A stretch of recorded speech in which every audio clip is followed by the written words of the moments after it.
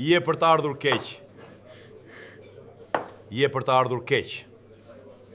Ora shënonte pak pas mesnatës dhe salloni kryesor i restorantit, më luksos të kryeqytetit zjente nga zhurma e takëmeve të argjenta, gotave të kristalta dhe të qeshurave të zhurmshme të elitës financiare të vendit. Në mes të kësaj atmosfere madhështie dhe shkëlqimit të rem, Anisa, një vajzë 22 vjeçare shqiptare, ndjente peshën e një dite raskapitëse mbi supe. Ajo kishte më shumë se 12 orë pa u ulur as një minutë, duke vrapuar mes kuzhinës dhe tavolinave me tabaka të rënda në duar. Trupi i dridhej nga lodhja e skajshme, këmbët i digjinin brenda këpucëve të vjetra të punës dhe syt i qepeshin nga pagjumësia. Por ajo nuk mund të dorëzohej. E ëma dërgjej në shtëpi e mbërthyer pas shtratit nga një sëmundje e rëndë, dhe çdo qindark e fituar nga kjo punë shkonte direkt për blerjen e ilaçeve që e mbanin në jetë. Pikërisht në tavolinën qendrore, të rezervuar për mysafirët më me ndikim, ishte ulur Viktori, një biznesmen milioner i njohur gjerësisht jo vetëm për pasurinë e tij marramendëse, por mbi të gjitha për natyrën gjaknxet, prepotencën dhe mungesën totale të respektit ndaj njerëzve të thjeshtë. Ai shoqërohej nga partner biznesi dhe kërkonte vëmendje absolute në çdo sekond. Kur menaxheri i lokalit e urdhëroi me ashpërsi Anisën të shërbente personalisht tavolinës së Viktorit duke i thënë, nëse bën një gabim të vetëm me këtë njeri, je e pushuar nga puna në vend. Vajza mori frymthell, fshiu ballin me mëngën e përparses dhe u drejtua me tabaka drejt tavolinës së tij. Anisa u afrua me kujdes, me kokën lehtësisht të ulur, duke mbajtur një shishe me ujë të ftohtë me akull dhe gotat e kristalit. Por teksa po zgjaste krahun mbi tavolinë për të mbushur gotën, trupi i saj u tradhtua nga një goditje e papritur dobësie. I gjithë shikimi ju ersua për një fraksion sekonde. Duart ju drodhen dhe nga shishja e rëndë shpëtuan disa pika uji që ranë drejt për drejt mbi mëngën e këmishës së mëndafsht dhe mbi orën e shtrenjtë me diamante të Viktorit. Në atë çast, koha në restorant sikur ngriu. Viktori u hodh menjëherë në këmbë me një lëvizje aq të dhunshme sa karrigja e tij e rëndë. Prej druri u përplas pas dyshemes me zhurmë shurdhuese. E gjithë salla ra në një heshtje varri. Muzika e pianos në sfond u ndërpre dhe sytë e dhjetëra klientëve të kamur u kthyen nga tavolina qendrore. Fytyra e Viktorit u skuq nga inati, ndërsa sytë e tij digjnin nga një mllef i pakontrolluar. A je në vetë ti, moj e paft, u lëriti ai me një zaq të lartë sa bëri jehon në të gjithë ambientin. A e di se sa kushton kjo këmish? Kjo orë vlen më shumë se gjithë jeta jote dhe e gjithë familjes sate të varfër bashk. Nuk jeni mësuar ju të shërbeni, jeni mësuar vetëm të shkelni mbi të tjerët. Anisa, e zbet si muri dhe duke u dridhur nga frika, filloi të belbëzonte kërkime falje me lot që i mbushnin syt.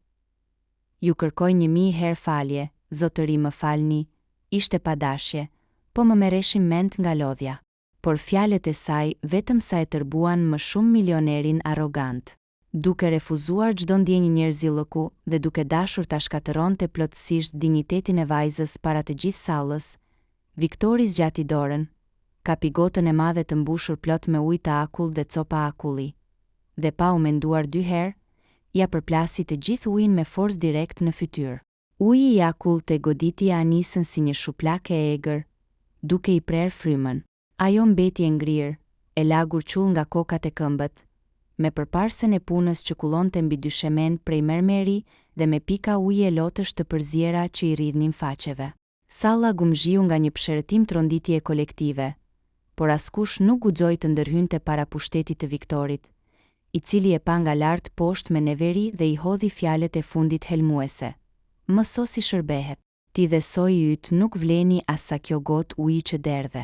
Heshtja që plakosi sallën luksoze, pas asaj përplasje të egër ishte aq e thellë, sa dëgjohej vetëm rënja ritmike e pikave të ujit mbi dyshemen prej mermerit të bardhë. Të gjithë klientët aristokrat kishin mbetur me pirunët e gotat në ajër, me sy të hapur nga habia dhe tronditja, por askush nuk guxonte të merrte frymë, e lëre më të lëvizte nga vendi. Në mes të kësaj skene poshtëruese qëndronte Anisa, me krahët e lëshuar poshtë, me trupin që i dridhej nga i ftohti i akullt i ujit dhe nga një dhimbje e thellë shpirtërore që i djegte kraharorin më shumë se çdo goditje fizike. Goditja e fortë e ujit nuk I kishte lagur vetëm fytyrën dhe rrobat e thjeshta të punës. Forca e përplasjes I kishte shkëputur kopsën e sipërme të këmishës së bardhë dhe I kishte shtyr tufat e gjata të flokëve të lagur prapa shpatullave. Teksa uji I ftohtë rrithte poshtë nofullës së saj, duke pastruar çdo pikë pluhuri, lëkura e zbehtë e qafës së saj u zbulua tërësisht në ndritën e fortë të llampadarëve prej kristalit të sallonit. Pikërisht në anën e djathtë të qafës, pranë klavikulës, u shfaq krejtësisht e qartë një shenjë lindje ngjyrë kafe të errët në formën e një ylli me 5 cepa, dhe mbi atë shenjë, e nxjerr jashtë nga jakja e hapur e këmishës nga rryma e ujit, varej një medaljon I vogël argjendi I vjetëruar, me skaje të gdhendura me dorë dhe me një gur të kuq rubini të ngulitur pikërisht në qendër. Një punim arkaik, unik, që nuk mund të ngatërohej me asgjë tjetër në botë. Viktori, I cili ende mbante dorën e shtrirë në ajër me buzën e përdredhur nga një shprehje përbuzje supreme, u përgatit të lëshonte fyerjen e radhës për ta dëbuar vajzën me shkelma nga restoranti, por sytë e tij, rastësisht, u ulën mbi qafën e saj. Në atë të qintën e sekondës, një rufe e padukshme duke se goditi trurin e tij. Të gjitha fjalët ju prenë në fyt. Goja e tij mbeti gjysmë e hapur, ndërsa sytë ju zgjeruan aq shumë sa u duk sikur po I dilnin nga vendi. Çdo muskull I trupit të tij u nguros plotësisht. Dora që mbante gotën e zbrazët filloi të dridhej me një lëkundje të pakontrollueshme, aq të fortë sa gishtërinjt I humbën krejtësisht fuqinë. Gota e kristalit rëshqiti ngadalë, u përplas me skajin e tavolinës dhe ra me zhurmë shurdhuese mbi pllaka, duke u thyer në qindra kopa të mprehta. Askush nuk u trem nga zhurma e kristalit, sepse të gjithë po shikonin transformimin e frikshëm në fytyrën e milionerit. Ngjyra e kuqe e inatit u zhduk brenda një sekonde nga fytyra e Viktorit, duke u zëvendësuar nga një zbardhje e frikshme, pothuajse prej kufome. Frymëmarrja e tij u bë e shpejtë, e copëtuar dhe me një fishkëllim të thellë, sikur ajri brenda sallës po I mbaronte. Ai bëri një hap të lëkundur përpara, duke shkelur mbi copat e qelçit të thyer pa e ndier fare rrezikun. Jo, nuk mund të jetë. Pëshpëriti ai me një zaç të hollë dhe të mekur, sa mezi u dëgjua mbi shushurimën e pikave të ujit. Kjo nuk është e mundur. Ai afrohej ngadalë, me sytë e gozhduar mbi atë yll në qafën e anisës dhe mbi medaljonin e argjend që kullonte mbi kraharorin e saj. E gjithë arroganca, fuqia, parat dhe pushteti që e karakterizonin deri një minutë më parë u shkrin plotësisht, duke lënë pas vetëm një burr të tmerruar, të tronditur deri në palc, që dukej sikur sapo kishte parë një fantazm të rikthyer nga bota e të vdekurve. Anisa, duke u dridhur nga I ftohti dhe nga frika se mos ai do ta godiste sërish, bëri një hap prapa, pa e kuptuar ende se çfarë po ndodhte në të vërtetë para syve të saj. Hapat e ngadalë të Viktorit mbi copat e mprehta të kristalit thyen heshtje mbytëse të sallës, ndërsa sytë e tij të përlotur nuk shkëputeshin për asnjë fraksion sekonde nga qafa e vajzës.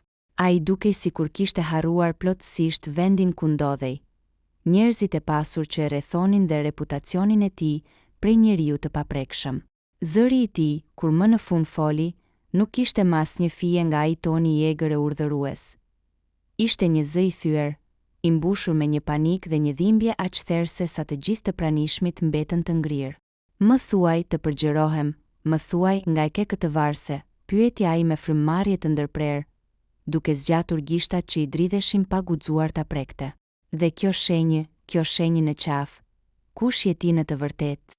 Anisa bëri edhe një hap prapa, duke u mbledhur rreth vetes nga I ftohti dhe frika. Ajo fshiu me mëngën e lagur lotët që I digjinin faqet dhe, mes nga shërimit, u përpoq të mbronte copëzën e fundit të dinjitetit që I kishte mbetur. Ju lutem, më lini të qetë. Nuk ju kam bërë asgjë me qëllim. Kjo varse është e imja, e vetmja gjë që më ka mbetur nga fëmijëria e hershme, para se të më rriste nëna ime në një fshat të largët. Ajo më tha se kjo varse dhe kjo shenjë ylli në qafë janë të vetmet gjurmë të jetës sime të parë, para se të më gjenin të braktisur në rrugë pas një tragedie që nuk e mbaj mend. Unë nuk kam asgjë tjetër në këtë botë. Çdo fjalë e saj goditi kraharorin e Viktorit si një çekiç I rënd. Brenda mendjes së tij, Koha u kthye 20 vite pas, në atë natë të mallkuar dimri të vitit 2006. Viktori atëherë nuk ishte miliarderi i ftohtë që njihte bota sot. Ishte një baba i ri, i lumtur dhe i dashuruar me familjen e tij.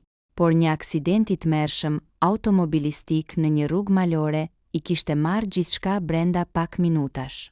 Makina kishte rrëshqitur në humner, bashkëshortja e tij kishte humbur jetën në vend, ndërsa vajza e tij e vogël 2 vjeçare, e cila kishte lindur pikërisht me atë shenjë ylli në qafë dhe me medaljonin unik të argjend me rubin, një trashëgimi shekullore familjare, ishte zhdukur pa lënë asnjë gjurmë mes rënojave dhe lumit të rrëmbyeshëm.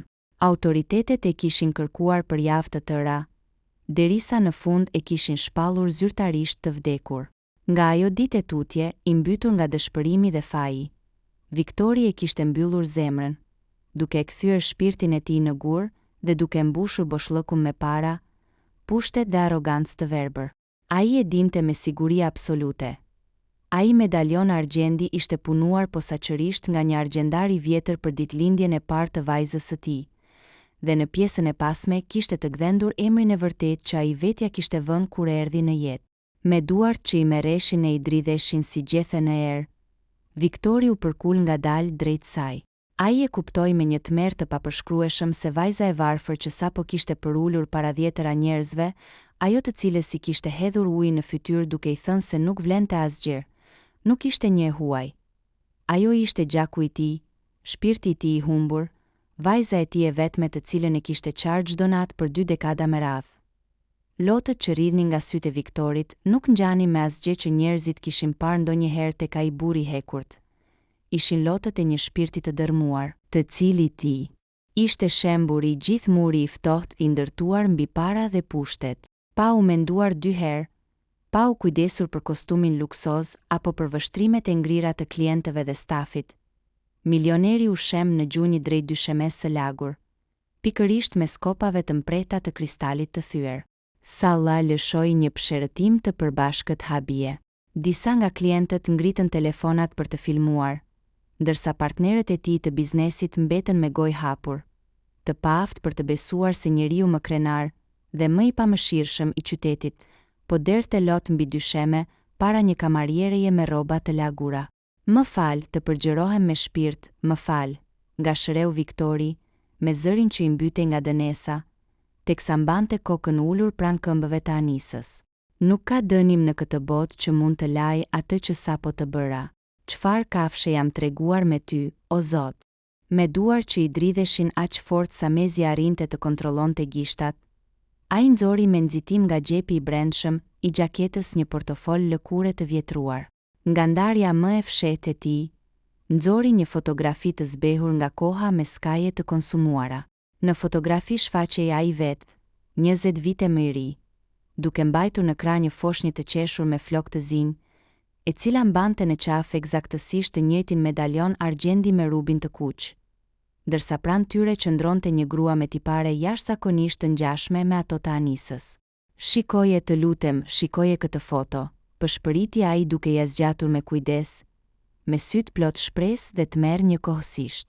Kjo varse ka mbrapa të gdhendur me shkronja të vogla emrin drita, emri yt i parë, emri që të vuri nëna jote, para se të na ndante ajo humner e mallkuar.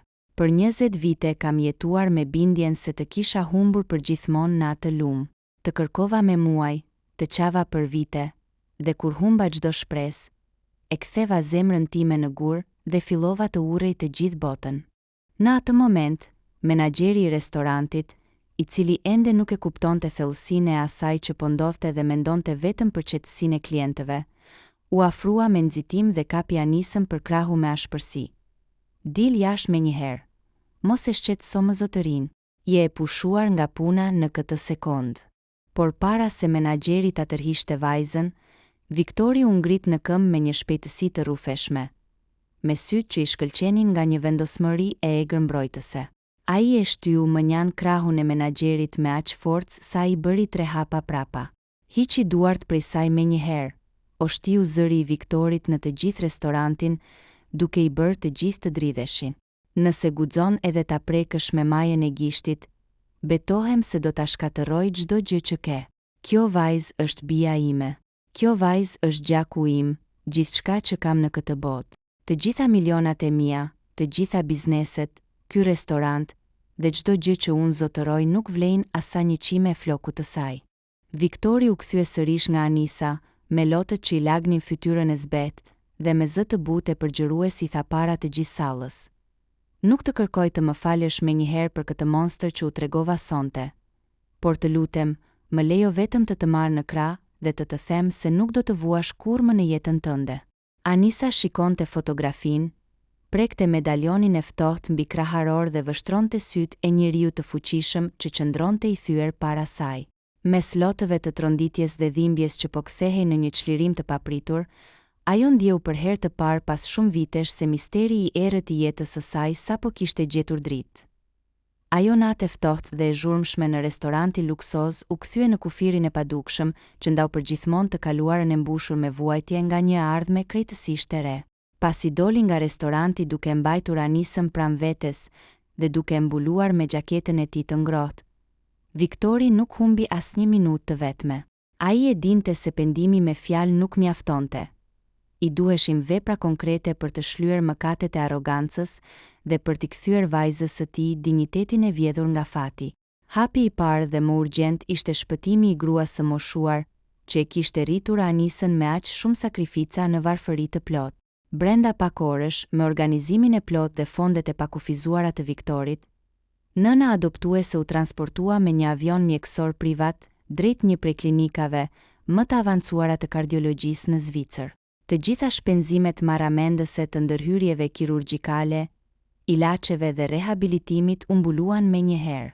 Gruaja fisnike, e cila kishte rrezikuar jetën nga mungesa e ilaçeve bazë, mori kujdesin më cilësor mjekësor dhe brenda pak muajsh fitoi shëndet të plotë, duke u vendosur në një shtëpi të qetë plot dritë, e rrethuar nga mirënjohja e thellë e Viktorit për faktin që i kishte mbajtur gjallë të bien.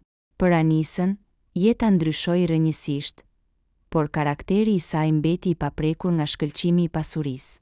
Ajo nuk pranoi të bënte një jetë luksoze boshe mes vilave dhe makinave të shtrenjta.